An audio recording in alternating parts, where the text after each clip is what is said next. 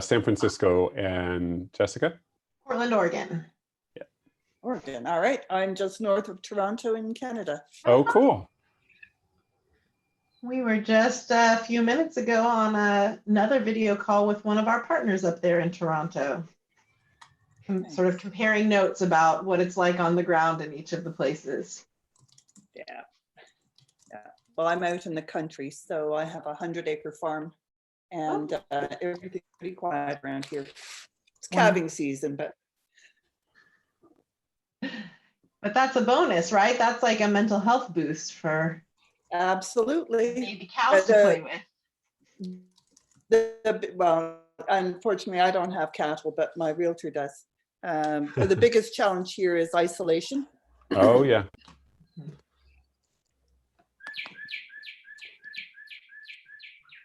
That's my thought. Cool. Hi, Fiona. Hi, Jean. Hey, I'm great. How are you? Hi, doing well. Good. Hi, MJ. Nice to Hi. see you again. Oh, thanks. I feel like we've all become close friends over the last Yeah, 4 that's days. awesome. Thank you. It's one of the best possible outcomes from all of this, right? Is making new friends. Yeah. And there's John.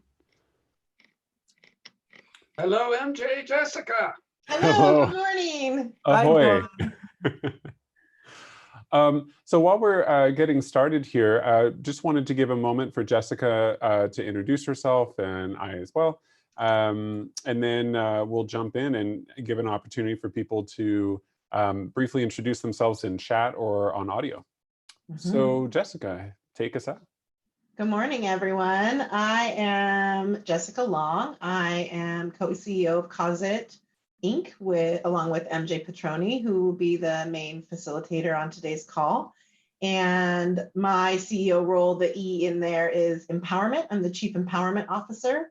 So I focus on helping leaders and teams apply new thinking and new ways of working in their environments. And I will be co-facilitating discussion partner for today's call. And I'm in Portland, Oregon, and it's sunny and delightful here today. Cool.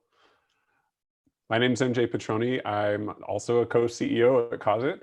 My role is the Chief Exponential Officer. So I help people really get ready for massive changes in their organizations and figure out what is next for them.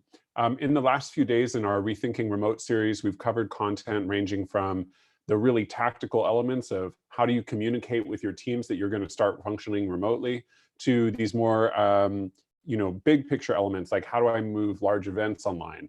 We've also talked about even the conceptual or strategic level, where yesterday we talked about what shifts in thinking you have to engage in order to be able to work remotely and to have remote work for your organization. Today, we're going to spend a little bit of time again in a little more tactical level about creating your online office and thinking carefully about how it is that you work together and play together as a team. Today is going to be more discussion from the larger group than prior sessions maybe were. So, be prepared to raise your hand and chime in, ask questions. There aren't stupid ones. But if you want to ask a question that doesn't show up in the video that's streaming live on YouTube right now, just use the chat window on Zoom, and that won't show up in the video. All right. Fiona, would you be willing to introduce yourself as well as one of our partners? Absolutely, yes. Hello, everybody. Fiona Halley here from Singularity U in Toronto, Canada. Yeah, I'm really super excited to be part of this today and kind of hear from everybody and facilitate and collaborate in this very interesting time that we actually find ourselves in. So thank you. Awesome. Great. All right, everyone else, if you could take a moment to practice using chat over on the right side of the screen, or sorry, bottom of the screen, there's a little chat icon, and you can use that to introduce yourself and what it is you're hoping to get from today's session. Please get in the practice of using that. It's a great way for us to have bi-directional communication, which is a little harder to do sometimes on webinars. Today we have a smaller group than we did yesterday, so there'll be plenty of space for people to talk with each other and get engaged. So with that, I'm going to share my screen. And jump on in here. So today our topic is creating your online office. And so when we think about our offices, we're used to thinking about you know, what is it to go into the office? Where's my desk? How do I connect with people? But we don't usually think about how we recreate those same kinds of social architectures or relationships or kind of default places to work when we're working in an online space. So today we're going to talk about a few key elements of your online workspace.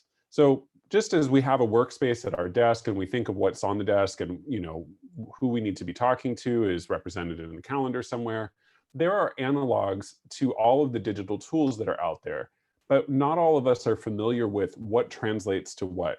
So what's the online version of a whiteboard, or what's the online version of a lobby? How does that play out? So today we're going to talk a little bit about how to create that for your team, especially. If you're used to working one-on-one with clients, this will be useful to you. If you're used to having a small team, this will be useful to you. You know, lots of different places you might be coming from. So one of the things that I want to talk about is what makes a good workspace.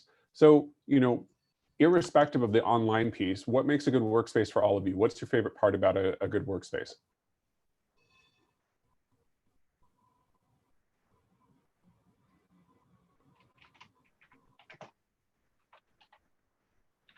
I need light.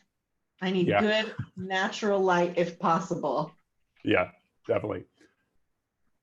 For me, like in an office space, what's really important is having a break room or a place to get away from my work, but maybe still interact with my coworkers. So that's a big piece to me.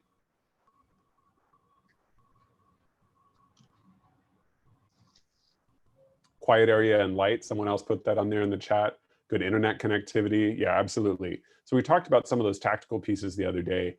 Now, what makes a good workspace as an office space if you were to interact with a team of people? What makes a good work environment, perhaps, is a better way to ask this question.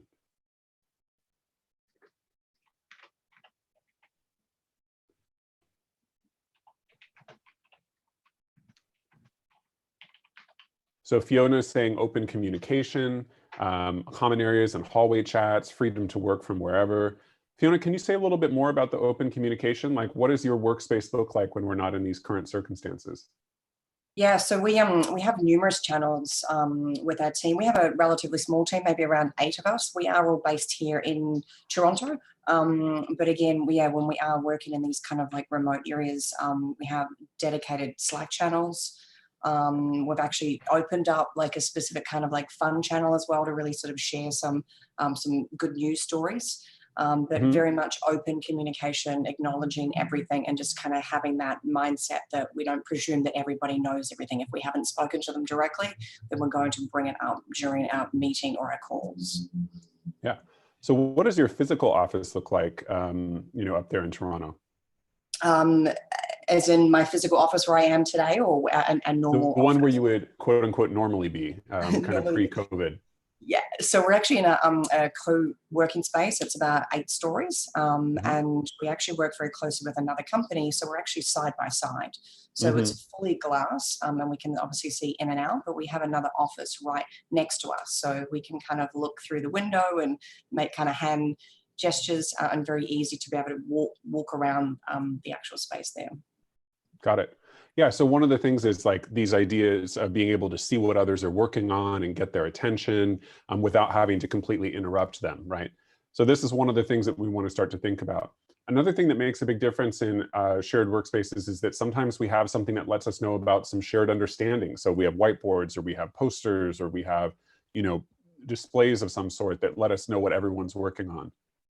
So, you know, as we go through today, we'll come back to this. We're going to open up a Slack channel for this, which is our own kind of space to work together with all of you who are actually rolling out these new online workspaces. But today we're going to talk a little bit about how you actually engage in this concept of co-working. So co-working is a big trend that's been going on in a lot of organizations for a long time now, where freelancers or maybe small teams might go into a shared workspace with other companies. So Fiona was talking about that. Sometimes this looks like going to a coffee shop or a diner and working there. Sometimes it looks like being in an airport lounge. Other times it's more stable, like you have a dedicated desk in a shared workspace. And even the largest companies out there, big banks and other organizations, are creating these so-called open plan workspaces. Some parts of that work well in person, some parts of it really don't. But there's a lot of opportunities to borrow the lessons from the best of those spaces and use them in our own context.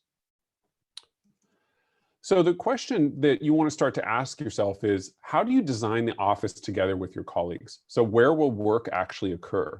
If you were to sit together, like Fiona was talking about, and see a neighboring office, how would you be able to sit together in a particular channel if you're working online?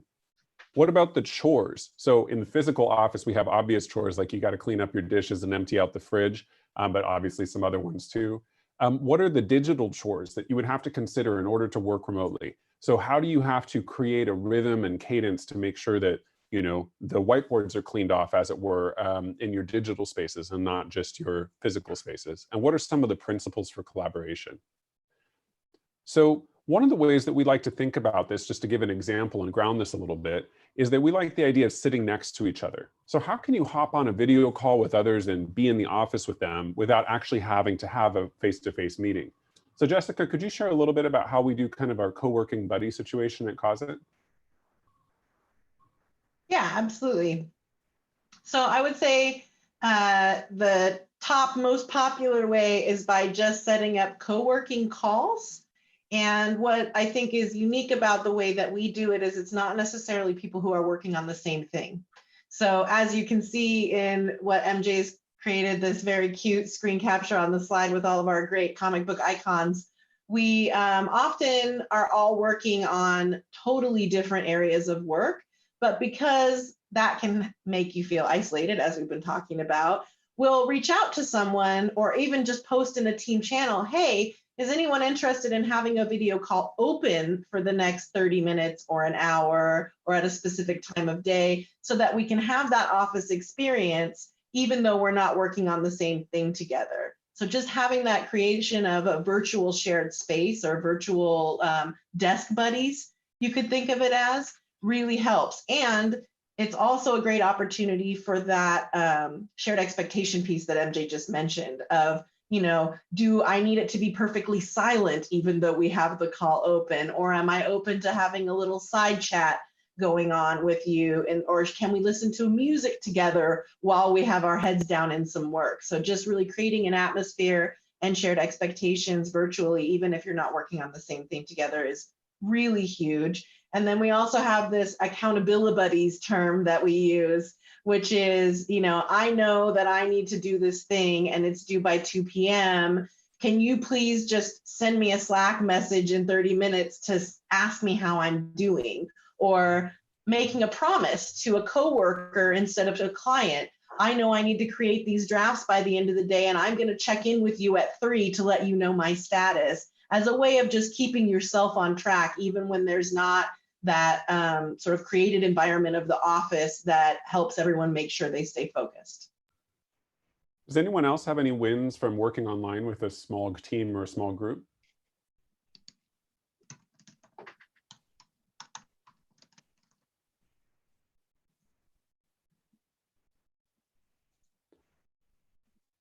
John, go ahead. Yeah, I've worked in situations of buying and selling a property, and one piece of advice would have is probably if you're going to have somebody being the conversation person, have somebody as a backup and like 2 computer screens on a desk. So this gets part into the accountability buddy. Accountability buddies. Accountability buddies. I got to try and say that a few times fast. So that the person in the conversation mode, they're in that mode. But if you have to look at an agreement or look something up, that buddy can look that up for them. So both can be focused and both bring things to the table at that part of the stage. That's my insight.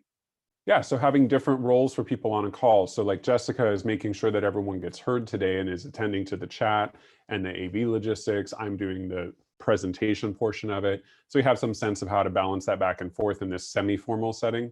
But also we often have something like that in our staff meetings, where one person's managing the agenda, another person's managing the screen sharing of the project management, another person's taking notes. So sometimes kind of having a sense of how people are doing that together in that way would be great. Hunter, do you want to share a little bit? You said you had your first online meeting with Toastmasters. Sure. Because of the isolation factor right now, it's taken a world pandemic to get our club online. And really, our youngest member on the call was about 40, and our oldest member was 94. Wow. So great kudos for them. We live in a remote area, and the success from that call has been really, come winter time, I'm likely to take the in-person meetings, and put them on hold. And from probably January through March, we'll do online calls. And everybody was learning, this is all brand new for most of them. So people were learning to sort of shift their mindset a little bit from having an audience, like a physical audience, and standing up as the speaker, to slowly becoming comfortable to being able to sit and speak, but still give a presentation. Yeah. So there's lots of learning that's coming from this. And I think it'll be great for the whole organization, actually. Great. Cool. Well, we're going to go into a little bit more of the tactical element now too. And we want to talk about how do you sync up with other people that you work with. So this is a theme overall. Like synchronization and working simultaneously or in parallel is much harder to do online for some people than it is to do in person. Those of us who do remote all the time or who work fully digitally are pretty used to it. So we're going to talk about some pieces here. So one is having this idea of regular stand-ups. And I don't mean stand-ups in the Toastmasters sense this time. I mean it in the sense of first thing in the morning or at the beginning of the workday. How can you share what you're working on today, what you worked on yesterday, and what's coming tomorrow? Software teams do this all the time, and they call it a stand-up. How can you work in the open? So using online channels to make sure that others can see what you're working on. How can you time block if you have a shared calendar so that others can see your plan for the day or week on everything you're working on, not just meetings? So for example, do you have time blocked out for writing an article or time blocked out for working on a proposal so that others can get a sense of if they make a request of you that you might already be busy? Because a lot of times we only keep our meetings on our calendars and we don't do this larger sense of this, all the flow of our tasks for the day. But if we don't have a way to share that with others in our organization, it can really be a struggle to figure out if someone's actually available or not. And then if you can, using modern shared project management systems can make a big difference too. So here's an example of some integrated tools and working in the open. Jessica said, hey, I made a folder for all the things we're doing for Rethinking Remote. And it created, she created a Google Drive folder where people can share some files. And she made a request, please move anything you've made into it. Yesterday, we talked about Reactmoji, which are emoji that are for reactions and people thumbs up. And then she created an Asana project. Asana is a project management software that we use a lot. So now there's a place to divide and conquer the different tasks and people to see what progress is being made all at once. So by using a few tools that are integrated, now because she's created this Asana tool and this Google Drive folder, my version of Slack, which is what we use for company chat, I can see any updates to either of those things and get a sense of the rhythm and cadence of what's happening in the company without having to pester people to find out what's going on. So where work happens makes a really big difference when we're thinking about making the shift to working online. Oops. So the online office is this concept that we start to think of because we know what an office is, but what's an online office? What is the kind of parallel or analog, ironically, to the analog way of working? What is the metaphor that can carry over, and what ways of working are new that wouldn't happen in an an in-person office that can only happen online? So we took a moment to think through a little bit of, what are each of the parallels? So for example, if we have conversations that are happening, an analog version of that would be an in-person conversation, whether it's small or large group of people. The way that it happens in these kind of hybrid organizations are phone calls, emails, and texts in addition to the in-person meeting. But in a remote organization, usually what we start to do is maybe after a while, we get sick of having all these separate email chains and we start doing group chats. However, we have fully digital organizations who are coming from the other direction. So if you're a company where everything has been digital forever and you've always had this kind of context for working online, this is where you have channels and social networks. So what's the difference between a group chat and a channel? Well, a group chat might be a list of people, whereas a channel is a topic. And the difference here is exposed in the language we use. It helps us see what mental model is in play.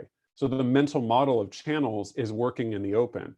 The mental models of group chats is more like a particular conversation I'm having or a group of people that I'm already talking to. The same kind of thing happens for meetings. So analog version of large meetings or conferences. The hybrid version is maybe a conference call, and if they're really evolved, they go to video conference. But when you go to a fully digital company, these concepts of having a virtual reality event space or social live cast, which is where you're broadcasting video and people are interacting live with the video and you see emoji flying all over the screen and chat windows and all that, or tweet ups, which is this concept of people being able to meet up online at a particular time and tweet back and forth in a number of different threads simultaneously. There's a whole different social context that happens about how people work together. The next section that we often think about is places. So what places does work occur?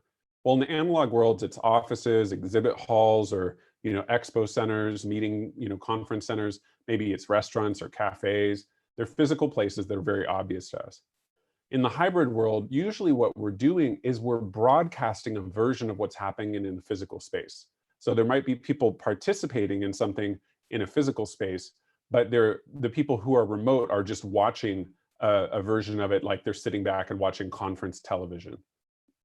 If you get people who are trying to function remotely, but they haven't made this shift to a more digital model, what they're doing often is like, okay, well, I guess in addition to these webcasts or whatever, we're going to have these SharePoint systems, or maybe we're going to use chat systems or have file servers.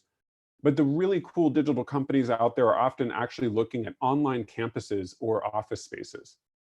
Fiona, I was wondering, putting you on the spot here a little bit, if you could share a bit about Virbela and what you're doing in Singularity U with that. I'll put up a screenshot so people know what we're talking about.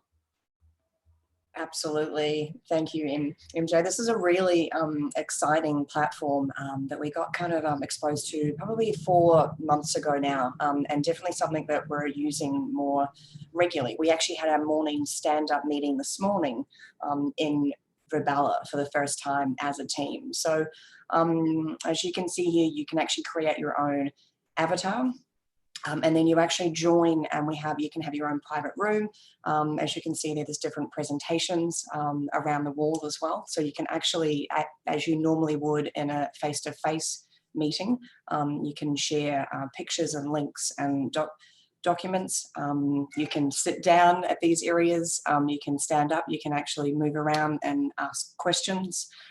There's also a option as well of if you're wanting to have a conversation. So perhaps say there's a room of like 50 or more people in it, but you wanted to break out into different groups. You can actually put like a cone of silence over you, so you can have a discussion with a few people, and then you can take that off, and again you're back with the main crowd. So it's a really interesting platform. The best thing I think about this is that you actually are 100% involved in this. There's no checking your emails. There's no kind of like seeing different sort of like pop-ups that are coming up on your computer. You're 100% immersed in the system, which obviously therefore kind of creates very much more a high level of engagement. Yeah, and I think what we're getting at here is this context of blending the virtual and the physical, right? And so the first thing that we do with these technologies is things that are familiar, like, okay, we're going to, forgot to keep that full screen. We're going to create something that's familiar to us, like it'll look like a conference room. But then there'll be things that you could never do in person, like that cone of silence that Fiona was talking about. So when we get into this in the context of how you do this in your organization, and we're comparing these different mental models, understand that wherever you are and your organization is, you're probably only going to be able to get the group to move maybe one level to the right at a time. You need to make sure that people understand the mental models and kind of gradually move their way into it, unless you have a wholesale commitment from an organization that everyone's going to stop what they're doing to go through that learning curve together. Because if you don't do that, if you don't update the mental models, what will happen is some people will be left behind or be disenfranchised or feel like they're standing in a room and no one's talking just because they don't know how to use the features. So this is where, like, yeah, we would love to do an event like we're doing today in Virbela, but we're going to start with Zoom because that's the kind of context that most people understand. And then we'll use as many features in Zoom as we can to promote peer-to-peer communication and put people like Fiona, who is not planning on presenting today, on the spot. So when we look at this context of, where places occur, The other thing to think about is what artifacts do we produce? So in a physical office, we might have memos or posters, or there might be photocopies of things. In the hybrid world, we might scan those things in or create an attachment of a document, just like we would walk a document down the hallway. Now we send it on email. When you get to remote work, the best organizations these days are really using live documents like Google Docs, where the co-editing context and the ability to comment. Now, what do I mean by that? Well, most of us, have had some experience with Google Docs at this point, but that doesn't necessarily mean that we've used it at the same time as other people. So imagine that everyone had just one piece of paper in the center of a conference room or a table, and everyone's writing on it simultaneously. You'd have to figure out, who's writing on what part to not get in trouble, writing on top of each other. You might have to take turns, that sort of thing. When we do attachments, we're basically in the old model of working where, one person's working on it at a time. Google Docs and others allow us to work simultaneously, or at least asynchronously, without having to constantly figure out whose document is it and is it time to send it. When you get into the digital world of things, sometimes you actually get automated documents that update themselves based on new data streams. So what I might mean by that is that, in the physical world, nothing ever updated itself unless a person went and did it. But the way that the digital world can work is that you will have customer relationship management software or databases that will tap into other systems and create their own reports and updates. So for example, our project management system can generate a report on a regular basis for us about how everyone's doing without requiring everyone to report in.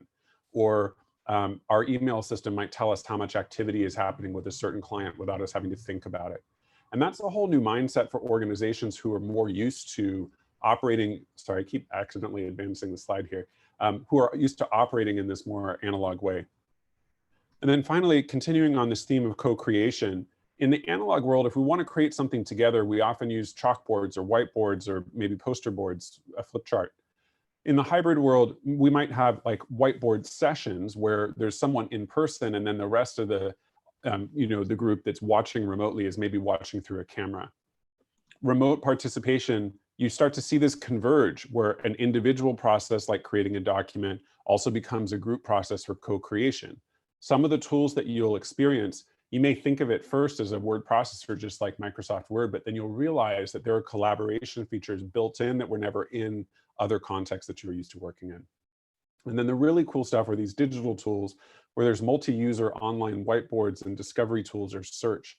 So now, for example, in our organization, if Jessica has a question for me, she'll usually search for the keywords or terms that she would ask me before she asks me to find what already exists in Slack or Google Docs. That's not the kind of thing we're as used to doing in the physical world. So I'll show some video screen grabs of the kinds of online tools that we use together with our partners and internally in our company here in a moment. But before we move on with this, you may notice something that's going on in this table. So everything on the left is kind of a traditional model and it fits in the world of command and control and hierarchy. But as you start to go right, there's a lot of kind of networks of people operating simultaneously and is maybe not passing through a hierarchy. So one of the things that comes up when you go online is not just the medium, but actually the permissions. So if you start thinking about files that are owned by multiple people and participated in by multiple people, you get this question of who has permission to edit, who has permission to share something, who has permission to delete something. And so every time you start talking about these tools, what you will find is that you will run into questions of authority and trust. It's not just if the tool makes sense, it's also if the leaders in control feel comfortable sharing control with others. So there's some hidden culture changes that are like an iceberg under the surface of what's going on when people go remote. So before I go any further, I'm wondering if anyone has any questions or comments on what we're talking about here in these various categories.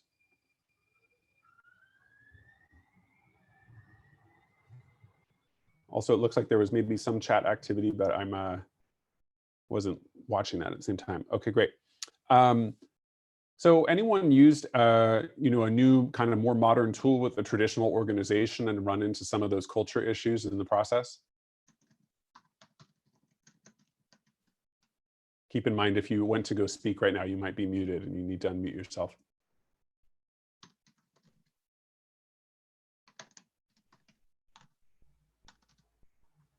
All right.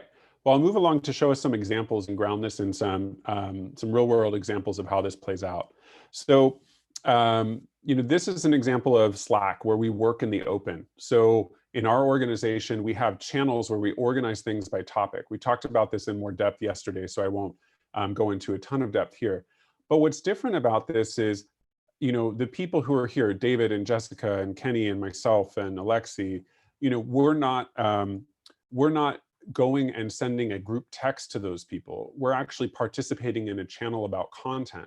And one of the reasons is that we might have multiple conversations happening simultaneously. And if you were to try and have all of those things be in the same place, it would be very hard to unpack what had happened if you went back down the line, if you went back at a later time to look at what had happened in that discussion.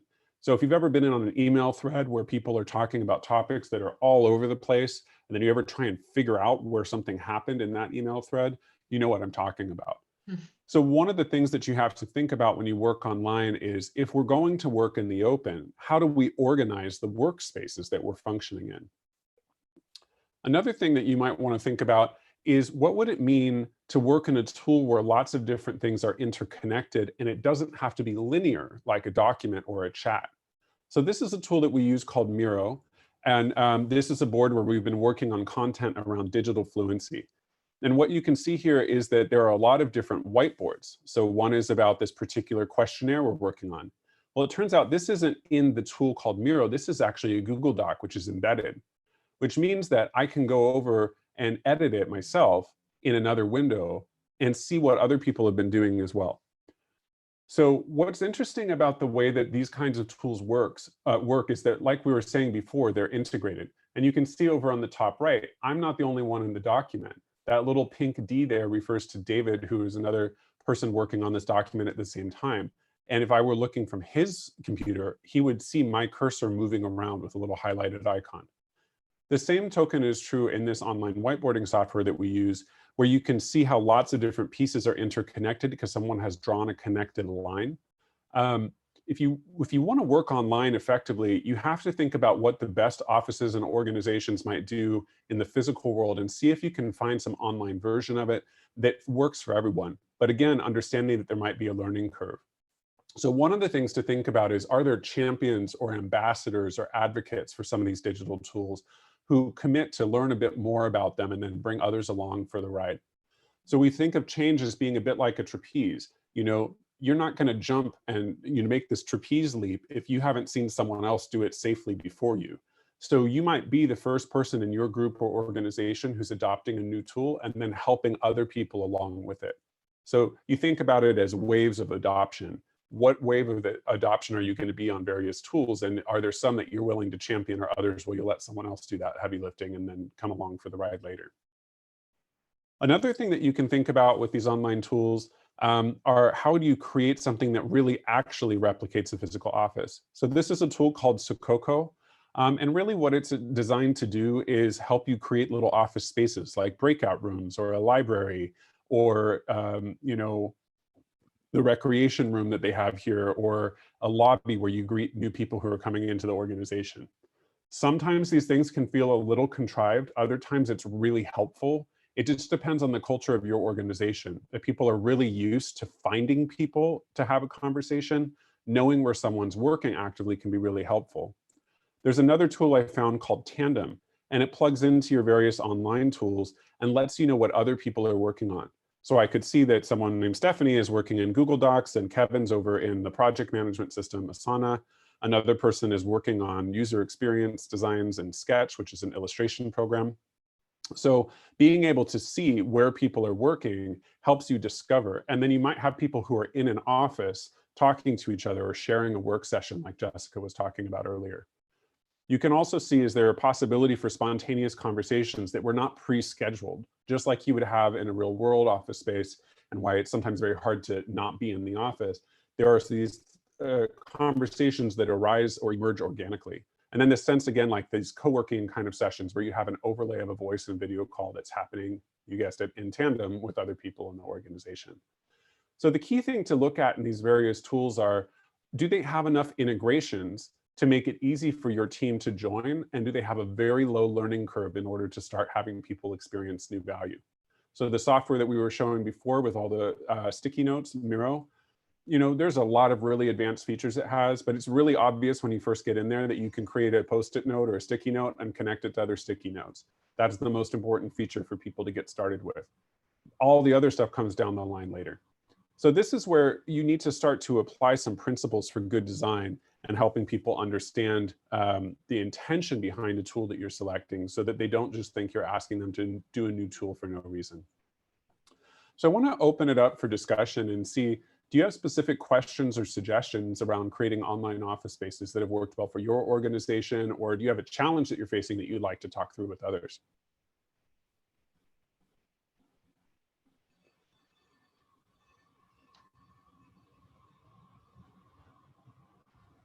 Okay, John. My quick question is like what you said, there's a lot of these tools that are out there.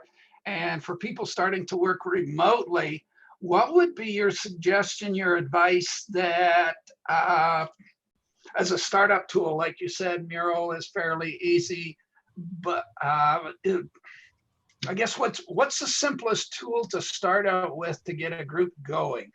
Yeah. Well, a lot of times the simplest tool is the one they're already familiar with and then exposing some new features within it.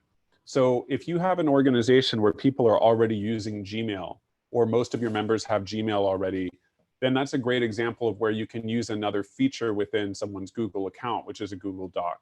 And why it's helpful to start with the features that already exist is that you don't require people to set up new accounts, and the user interface from one feature to another tends to be fairly similar. So Google Docs has a parallel over in the Microsoft world of Office 365, and there are some similarities between the way that they function, but one will feel more familiar to certain groups than others.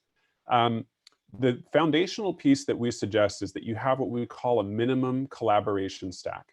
And that is a good way to do email, like Gmail, where you have threaded replies and people don't get lost in a lot of REs and CCs. They can see a thread of a conversation at once. A project management tool where people can work in the open together, like Asana or Trello. A document collaboration tool where people can co-create documents at the same time, like Google Docs. Ideally, some kind of visual and non-linear tool where people can show relationships between large groups of content in again, a non-linear way. So Miro is our favorite for that. There's also a tool out there called Murally, M-U-R-A-L-L-Y. But Miro by far has been our favorite after some pretty rigorous assessment of the various solutions out there. And then ideally a chat system, because you want to wait, you don't want to wait for people to come up with perfect thoughts that they're comfortable putting in an email or something akin to a memo. You want to instead have something where people can communicate spontaneously like they would in a traditional office space. So our favorite for that by far is Slack.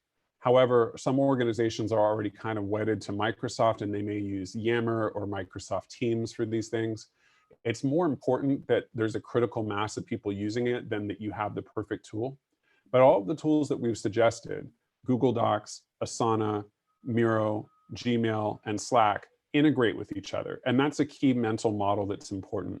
We're used to working with tools where the integration happens from a human talking to another human about something that occurs in their respective tools.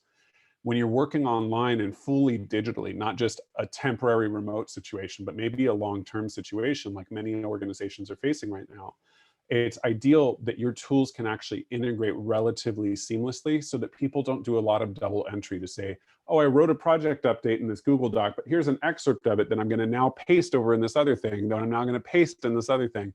You want to have something where there's a simpler interconnectivity between the tools. So that's one of those principles we would suggest. Anyone else have questions or best practices from your own organization?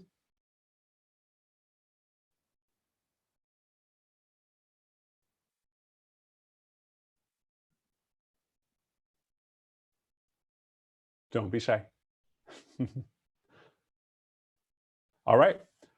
Well, I wanted to thank everyone. This has been a fun experiment today in the different kinds of sessions that we can do, and we learn as much from you as hopefully you're learning from us. So if you have any comments for us about all of this and you would like to participate, I'd invite you to take a moment right now to open up a window in your browser. So please go ahead and open up a window and type in rethinkingremote.slack.com. So once again, that is rethinkingremote.slack.com. And what we're asking you to do is just go ahead and set up a free account on there. You can sign in using your Google account, or if you already have Slack, you'll know how to do this. And this doesn't cost you anything and there's no commitment around it. It's an online tool that we can use called Slack, where people can work together on these various topics and share best practices and tools. So while we just rapidly launched this series earlier this week, and we're again learning a lot from you while you're also hopefully learning from us, as we go forward, we're seeing a critical mass of people. Most webinars are getting more and more than the day before, and we're getting a lot of people engaging, like yesterday's that had kind of nonstop discussion from lots of different folks who were participating. So what we want to do is have people be able to learn organically rather than waiting until we have some webinar or you find an article out there that is good for you, and instead have you participate. When you log into Slack, you'll have kind of an experience like we're talking about, where it'll walk you through the first few things to do, like putting your first message in or mentioning someone else. It shows you those key features so that you can figure out how to play with it. Jessica will be our intrepid guide in that workspace and start talking to us about how all this plays out. So with that, I wanted to thank you all for your time together with us today, and we look forward to seeing you on future webinars. Our next one is on the impact of COVID-19 and remote work on companies' goals and strategies. So we'd love to have your discussion with that, and feel free to invite others to it. We'll be taking a really big picture view in that session, and it's more about what is the impact on the trajectory of many companies right now. What shifts in thinking do they need to employ? What shifts in funding and practices around their products and services do they need to employ?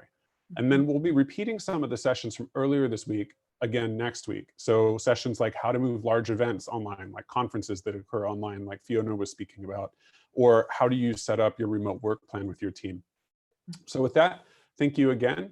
Jessica, any final things that you'd like to share?